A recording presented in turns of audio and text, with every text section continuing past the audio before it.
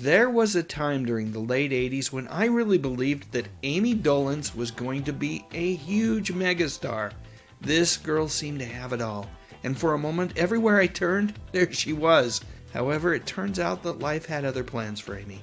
More on that in just a moment, but first let me introduce myself. Hi folks, my name is Dave Sundstrom, and I like to think of myself as something of a pop culture historian, especially when it comes to music, movies, and television. Simply put, I love talking about this stuff. So with that said, let's get rolling. Most folks who remember Ami know her from this movie, 1989, She's Out of Control, that Ami starred in with Tony Danza. This movie was a lightweight comedy about a father who was worried about his daughter growing up too fast, and I enjoyed it for what it was. That said, there were some critics, including the late Gene Siskel, who had very strong opinions about this one.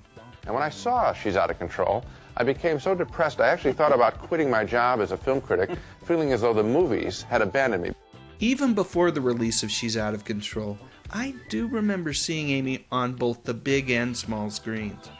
On TV, she made guest appearances on shows like Mr. Belvedere and Growing Pains, and then she had a recurring gig on the daytime soap opera General Hospital. And in theaters, Ami was cast as one of Amanda Peterson's friends in the 1987 film Can't Buy Me Love, which starred Patrick Dempsey as a young man who felt forced to compromise his ideals to be one of the popular kids at school. I think the reason that I took note of Ami on TV and in movies is because of her last name, Dolenz. Sounds familiar. Could she be related to this guy?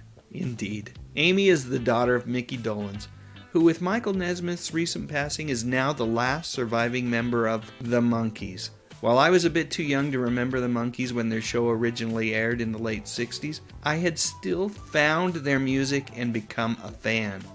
But more on the Monkees another day. Today we're talking about Ami. During the early 90s, Ami took over the role of Sloane from Mia Sara in the short-lived TV version of Ferris Bueller. Oh hey, Jennifer Aniston, good to see you. Hold tight.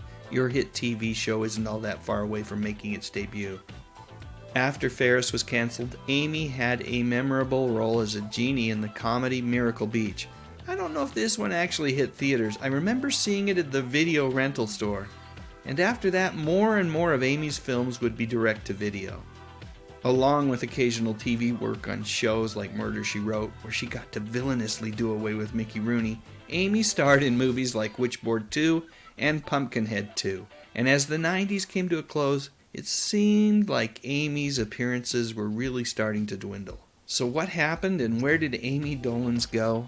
Well, let's just say that Ami's priorities changed a bit over the years, especially when she met and fell in love with martial artist, hotshot stuntman, and fellow actor named Jerry Trimble. The two were married in 2002, and since that time, Ami has semi-retired from acting and focused on other things, especially when business required the two of them to leave Los Angeles and relocate to the Great White North.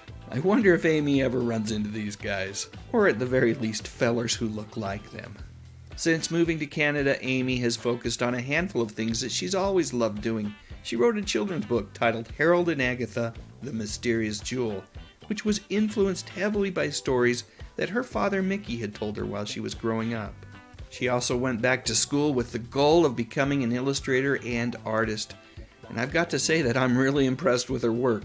If you'd like to see more, simply Google search Ami Bluebell Art. Over the years, Ami has also taken time to volunteer for causes that she believes in, like Actors for Autism. I've said it before and I'll say it again, I love it when celebrities use their fame for the benefit of others. These days, Ami dabbles in social media a bit, not a ton, but a little, more Facebook than Twitter.